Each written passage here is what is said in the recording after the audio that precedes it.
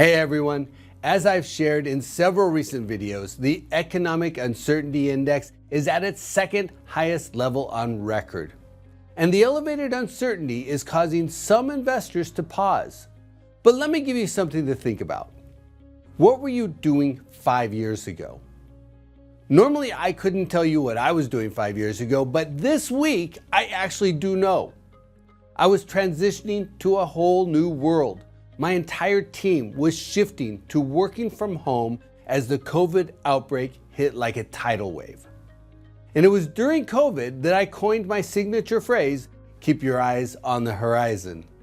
My thought at the time was that everyone was so caught up in the immediacy of the COVID outbreak and all the uncertainty that went with it that investors were stopping in their tracks. A barrage of news headlines, like we're dealing with today, can create massive uncertainty. And in that climate, investors often lose their long-term perspective. So how have commercial real estate investments done since 2020? We've certainly had ups and downs, of course. We had the COVID shutdown, stimulus checks, the post-COVID reopening, supply chain disruptions, surging inflation, and high interest rates. We've had bank closures and some commercial real estate distress. But at the end of 5 years, how has commercial real estate done? If you closed on a real estate deal in April 2020, when uncertainty was going through the roof, how's it doing today? Let's look at the 4 major property types. I'll start with office, which was severely impacted by the pandemic. Before the pandemic, the vacancy rate was 12.2%. It's currently 16.7% after peaking at 17.1% in the second quarter last year. The total absorption since the pandemic is negative 85 million square feet, but absorption was positive 54 million square feet last year. The average rent at the end of 2019 was $28.55, and now it's $29.04.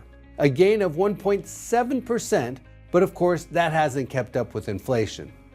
Office prices are about $260 per foot, up about 2%, and the average cap rate at the end of 2019 was 7.1%. Now it's 80 basis points higher, about 7.9%.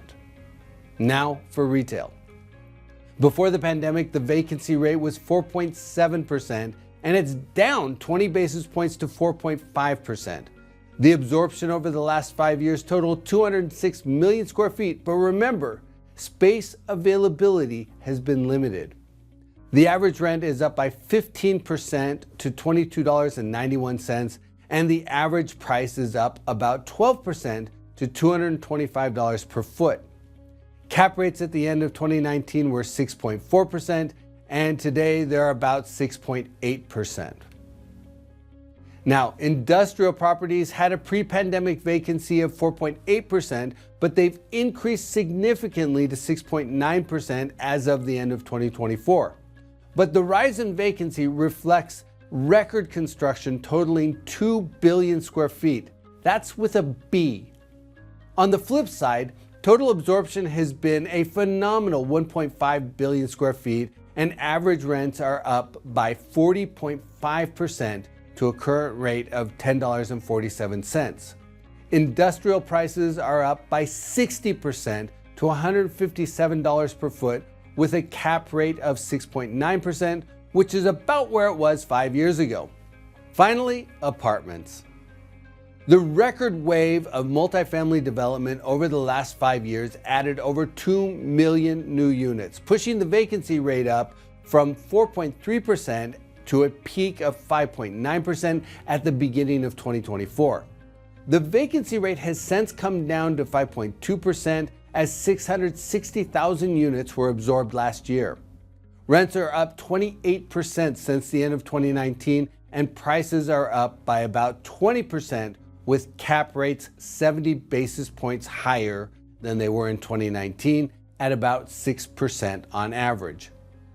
So if you bought commercial real estate at the beginning of the pandemic when uncertainty was off the charts, you've probably done pretty well. unless you bought a 1980s vintage urban office tower, which is still facing a tough time. Today, uncertainty is once again extremely high. We're facing tariffs, deportations, the Doge layoffs, and the dismantling of government departments. We have risks of reigniting inflation, the possibility of a recession, or even stagflation. But at the end of the day, commercial real estate investors need to think long term. Construction is dropping, the demographics are favorable, and the US economy has tremendous underlying strength. Look past the noise. Where will we be in 5 years?